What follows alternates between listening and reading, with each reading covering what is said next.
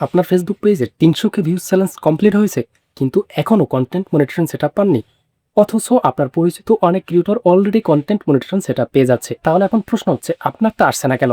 আর সবচেয়ে গুরুত্বপূর্ণ প্রশ্ন হলো, এখন এই মুহূর্তে আপনার কন্টেন্ট মনিটরেশন সেটআপ পাওয়ার জন্য এক্স্যাক্টলি করণীয় কি এবং কতদিন অপেক্ষা করবেন, তার সম্পূর্ণ process step by step explain করব আজকের এই ভিডিওতে। প্রথমেই একটা বিষয় ক্লিয়ার করে দিচ্ছি, 300K চ্যালেঞ্জ কমপ্লিট করা আর কন্টেন্ট মনিটরেশন সেটআপ আসা এক জিনিস নয়। 300K চ্যালেঞ্জ কমপ্লিট করার পর আপনার পেজের monetisation status, page quality, content quality এবং মেটা ইনভাইটেশন রোল আউট প্রসেসটা গুরুত্বপূর্ণ হতে পারে। তাই 300K চ্যালেঞ্জ কমপ্লিট করার পর আপনি যদি এখনো কন্টেন্ট মনিটরেশন সেটআপ না পেয়ে থাকেন, তাহলে ধরে নেবেন না যে আপনার পেজে কোনো সমস্যা রয়েছে, বরং এই মুহূর্তে আপনাকে কয়েকটা বিষয় চেক করতে হবে। নাম্বার 1, ফেসবুকের প্রফেশনাল ড্যাশবোর্ড থেকে মনিটাইজেশন অপশনটিকে ফিল্টার করে নিয়ে কন্টেন্ট মনিটাইজেশন স্ট্যাটাসটাকে চেক করবেন।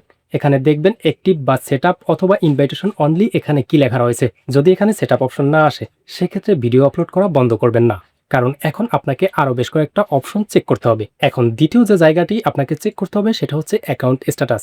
এখান থেকে আপনি দেখতে পারবেন আপনার পেজে কোনো প্রকার পলিসি ইস্যু রয়েছে কিনা এবং আপনার কন্টেন্ট কোয়ালিটি ঠিক রয়েছে কিনা। যদি আপনার অ্যাকাউন্ট স্ট্যাটাসে কোনো প্রকার সমস্যা থেকে থাকে, সেক্ষেত্রে অবশ্যই এগুলোকে ফিক্স করতে হবে। কারণ 300K চ্যালেঞ্জ কমপ্লিট করার পর আপনার অ্যাকাউন্ট স্ট্যাটাসে যদি কোনো প্রকার পলিসি ইস্যু বা আপনি যদি ফেসবুকের কোনো রুলস ব্রেক করে থাকেন, সেক্ষেত্রে এই জায়গাটিতে কিন্তু সেই রুলস ব্রেক করার কারণ এখানে শো হবে। এবং এখান থেকে আপনি যদি এই সমস্যাগুলোকে সমাধান না করেন, সেক্ষেত্রে 300K ভিউজ কমপ্লিট করার পরও আপনি কন্টেন্ট মনিটরেশন সেটআপ পাবেন না। তাই আমার পরামর্শ হলো, 300K চ্যালেঞ্জ কমপ্লিট করার পর অবশ্যই আপনার পেজ স্ট্যাটাস বা অ্যাকাউন্ট স্ট্যাটাসটাকে চেক করবেন। এবারে তৃতীয়ত, আপনার পেজের রিকমেন্ডেশন সেটিংসটাকে চেক করতে হবে। এখান থেকে দেখতে হবে আপনার পেজটা রিকমেন্ডেবল রয়েছে কিনা।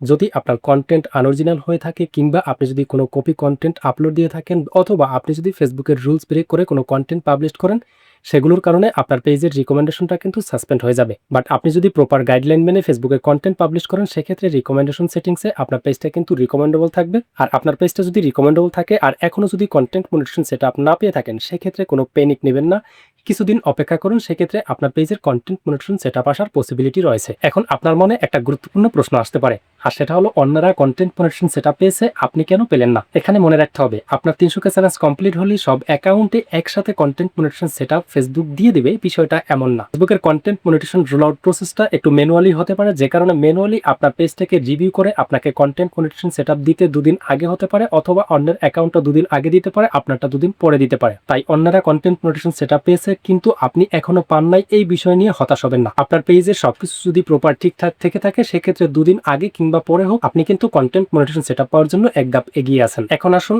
আরো একটি গুরুত্বপূর্ণ প্রশ্নে।